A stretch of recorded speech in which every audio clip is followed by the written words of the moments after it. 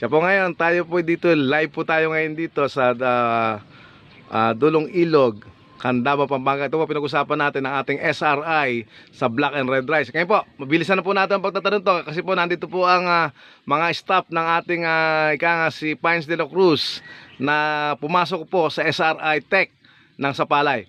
Siya po, unahin po natin si Sir Early. Early, ano po ang pangalan nyo? Early Salaysay. Ay, ano pong posisyon nyo dito? Posisyon ko po dito, subaybayan ko yung mga magsasaka. Caretaker.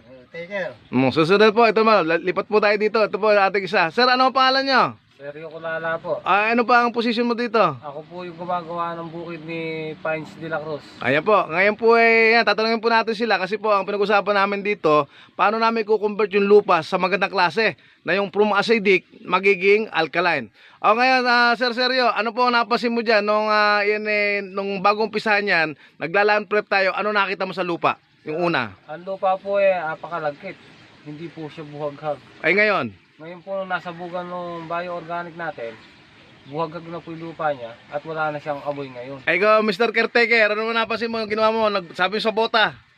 Ako, lumusong sa bukid. Oh. Hanggang 20 ang putek. Oh. Napupunot kong bota, kaya malaki ang pagbabago. Ayun. Ngayon, sunod naman natin. Tungkol naman dyan sa kuhol. Ano po nakita nyo doon sa itlog tsaka sa kuhol mismo? Yung pong itlog, natutuyo. Yung pong pool naman, mga namatay na.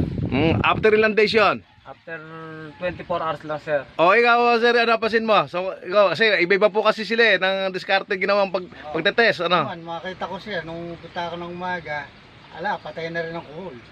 Yun pala. Tapos yung ano naman, tungkol dun sa kalawang, sa lumot. Kalawang, nagiging lumot na.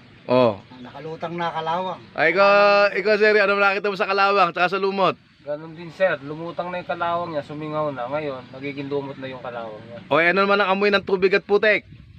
Okay na, hindi ka mukha nung dati. Na may amoy. Yung ating bini, ano ba ginawa nyo doon sa ating black and red rice? Paano ba yung diskarte?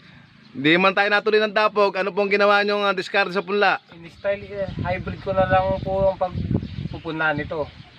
Kinamakaman namin, style sa hybrid, sinabog namin madala. Ngayon, 3 days pa lang, malalaki na yung... Ano bang plano mo, Sir Sergio, na gawin na sukat, spacing ng pagtatanim?